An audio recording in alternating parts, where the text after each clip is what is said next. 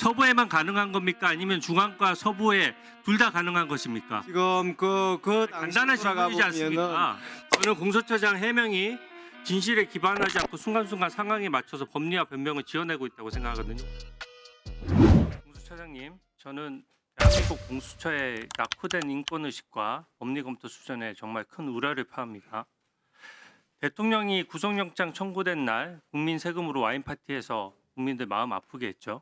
일반 국민들도 수사받을 때 영장 청구된 사람은 무죄 추정도 받고 억울한 사람이 있을 수 있고 또 가족들도 지켜보고 있습니다. 이런 게 말이 된다고 생각하십니까? 저희들 구속 영장을 청구한 날 그 직전에 2차 체포 영장을 위해서 우리 수사기획관 등 많은 직원들이 애를 썼습니다. 특히 네, 좋습니다. 네, 그 정도 들을게요. 버스 밑으로 들어가 이게 여러 가지 아니 많은 애를 썼다고 해서 있고요. 구속영장 청구한 날 했다는 게 말이 그걸 변명한다는 것 자체가 저는 인권의식의 수준을 보여준다라고 생각하고요. 아까 공수처장님 스스로가 박한수에 대해서 관할 오류로 중앙지법에 청구했다라고 했습니다. 이 중요 사건에서 관할 오류가 있었다는 걸 스스로 인정하고 있는 거고요. 이상민 장관 케이스도 마찬가지예요. 사건을 가져갔는데 한 달 동안 아무것도 안 하다가 경찰에 슬그머니 내려보냈습니다. 수사권이 없다고 판단했기 때문으로 보여져요. 또 무엇보다 대통령은 직권남용 내란죄 수사권이 없는데 공수처가 끼어들면서 이런 문제들이 야기가 된 것입니다. 아까 공수처장께서는 서부지법에서 체포 구속영장 발부받았기 때문에 정당하다 이렇게 말하는데 저는 전혀 그렇게 생각하지 않습니다. 중앙지법에서 기각이 될까봐 또 까다롭기 때문에 서부지법으로 가서 발부받아 놓고 저는 거꾸로 말하는 것이라고 생각하거든요. 이게 유명한 판례가 있어요. 지자체장 형사사건에서 압수수색 영장이 합법이라고 해서 이를 토대로 확보했던 USB를 토대로 1심, 2심 다 유죄가 났는데 대법원에서 그 압수영장이 불법으로 판명되면서 증거가 무효가 되고 무죄가 선고된 유명한 판례가 있습니다. 저는 내란죄 수사권은 대법원까지 확실히 문제가 될 것이라고 생각합니다. 특히 서부지법에 청구한 영장이 4년 만에 처음이다. 이건 진짜 문제가 있는 거고요. 영장을 중앙법원에 쭉 청구하다가 갑자기 법원을 바꾸는 것도 법조계 전반에 한번 물어보십시오. 다 이상하게 생각합니다. 그래서 까다로운 중앙을 피해서 서부로 영장 쇼핑한 것 아니냐는 지적이 나오는 겁니다. 제가 아까 처장님 해명하는 거 잘 봤거든요. 한번 정리를 해보겠습니다. 대통령 관련된 압수영장은 피의자가 여러 명 있는데 이상민 장관의 주거지가 중앙지법 관할에 강남이니까 간신히 걸려서 중앙지법에 청구했다. 이런 거죠. 지금 간단히 답변해 주십시오. 마지막에 답변. 이상민 장관이 피의자로 되었기 때문에 관할이 인정돼. 네, 그래서 어쩔 수 없이 했다는 것 같아요. 근데 그 영장만 하더라도 압수수색 장소가 대부분 용산이고 국회고 이상민 장관 주소지 외에 다른 주된 피의자들은 전부 다 관할이 전부 다 중앙이 아닌데 이상민 장관 한 명 때문에 중앙 관할을 억지로 만들어냈다는 말로 들려서 이게 일반적이지 않다는 말씀 먼저 드리겠고요. 장소 관할이 정말 중요했다 그러면 다수 사람의 주된 주거지나 또 압수수색 장소 중에 좀 다수인 곳에 관할인 서부지법에 처음부터 청구했어야 마땅합니다. 이상민 장관 한 명 때문에 중앙이 했다는 게 핑계로 보여지고요. 또 보니까 윤석열 대통령은 주소지와 범죄지가 모두 서부지법 관할이어서 어쩔 수 없이 서부지법에 청구했다. 이런 지금 입장이시죠? 그죠? 예, 지금 윤석열 간단히만 말씀하세요. 해서 체포 영장을 청구함에 있어서는 지금 중앙법원의 관할이 있나? 하나만 물어보겠습니다. 형사소송법도 여러 가지 관할이 있어요. 네. 공범관계에 있는 사람이 관할이 있으면 관련 관할이 생기는 겁니다. 그 형사소송법 원칙 아닙니까? 맞습니다. 그러면 윤석열 대통령은 딱 서부지법에만 관할이 있는 겁니까?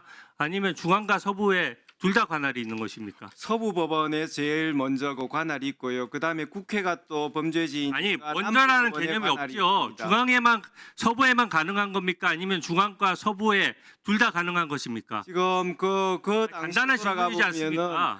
지금 중앙법원 같은 경우에는 피의자가 지금 이상민 장관이 포함되어 있을 때는 중앙법원에 관할이 생기지만 지금 범죄지나 피의자의 소재 그러니까 중앙 서부에 둘 다 관할이 있는 거예요? 하면 지금 서부 지금 중앙법원에 그 관할이 생기는 것은 그때 피의자로 들어간 이상민 장관이 포함될 때는 관할이 생깁니다. 그러면 이상민 장관의 포함 여부에 따라 딱딱 바뀌는다는 이런 얘기는 그렇지만은 저희들이 이제 그 이후에 이제 저는- 수사를 진행하면서 잠깐만요. 이상민 장관이 이제 그 타겟에서 그 맞습니다. 제외되면서 저는 공소처장 해명이 진실에 기반하지 않고 순간순간 상황에 맞춰서 법리와 변명을 지어내고 있다고 생각하거든요. 5번 PPT 좀 띄워주세요.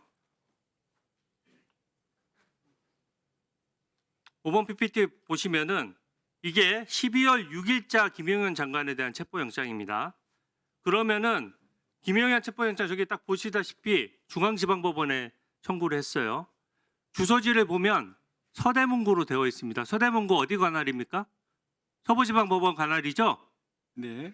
서부지방법원 관할이고 관저라고 하더라도 국방부 장관 관저는 용산에 있습니다. 그러면 아까 그 논리대로라고 하면 윤석열 대통령 그 주소지나 범죄지가 서부지법 관할이어서 어쩔 수 없이 청구했다라고 하면 지금 김용현 장관도 똑같은 상황이고 똑같이 주소지가 서부지방법원 관할인데 왜 김용현 전 장관은 12월 6일자로 중앙지방법원에 영장 청구했습니까? 지금 2024년 12월 6일자 그 김용현 피의자에 대한 체포영장은 지금 된 것입니다. 여러 피의자 그래서 압수영장이랑 같이 청구했기 때문에 체포영장을 청구했다는 얘기예요? 저희들은 그런 부분에 있어서 지금 FT 6번 띄워주세요. 김용현 장관만 그런 게 아니에요. 8일자에 청구했어요. 이거는 지금 그때도 이게 지금 중앙지방법원에 청구했는데 주소지 한번 보십시오. 과천시면 안양지청 관할 아닙니까?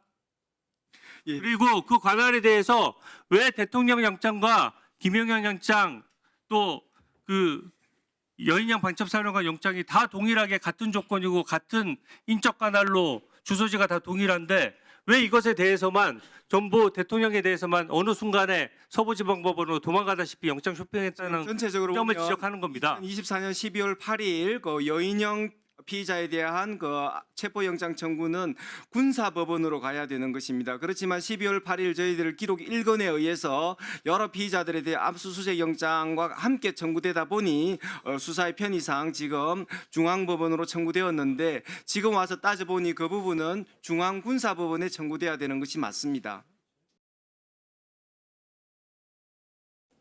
질의하신 분들이 지금 누구십니까 지금? 우리 주 의원님은 1분이요? 네, 1분. 아니 저는 공수처장 말씀이 지금 수사 상례랑 전혀 맞지를 않아요. 어떤 영장을 청구하는 건 그 영장별로 관할이 있는 겁니다. 그리고 관련 사건 관할이라는 게 있는 거예요. 근데 지금 말씀은 그때그때 지원해서 하는 말씀인 게 분명한 것이 체포영장과 압수영장을 같이 청구했는데 압수영장의 관할이 중앙지방법원에 있으면 체포영장도 중앙지방법원에 관할이 있다. 이런 논리거든요. 그러면 대통령 체포영장도 만약에 같은 날에 소재지를 파악하기 위해서 통신영장까지 넣었으면 중앙지방법원 관할이 된다. 이런 뜻입니까? 저는 이게 지금 체포영장과 압수영장은 다 각각 별개이고 또 이 김용현 장관이나 여인영 방첩사령관 보셨다시피 주소지를 기준으로 하는 것도 일관되지 않아요. 중앙에 계속 청구해 왔으면은 사건별로 관할이 있기 때문에 중앙에 계속 청구를 하는 겁니다. 어느 시점에 서부로 옮겼는지 누가 그런 건의를 했는지 밝혀주세요. 의원님, 간단히 네, 말씀드리겠습니다. 말씀하십시오. 12월 6일, 그다음에 12월 8일 두 번에 걸쳐서 청구한 영장은 기각되었고, 그다음에 12월 16일 날 지금 청구한 영장은 서울중앙법원에서 발부가 되었습니다. 처음 지금 압수수색 영장을 청구하면서는 여러 피의자들이 관련되어 있기 때문에 저희들이 서울중앙지방법원에 관할이 있다고 보고 청구했습니다. 그 다음에 이제 피의자들이 나눠서 지금 여러 가지를 업무 처리함에 있어서 군인들이 문제되었을 때는 중앙군사법원에 했고요. 그 다음에 지금 김용현 피의자에 대한 체포영장은 동부법원에 청구했고요. 그 다음에 윤석열 대통령에 대한 체포영장은 지금 따져 보면은 범죄지나 그 다음에 주소지가 지금 중앙법원에 지금 없게 됩니다. 그렇기 때문에 저희들이 여러 관할 정도가 제일 높은 서부법원에 청구하게 된 것입니다.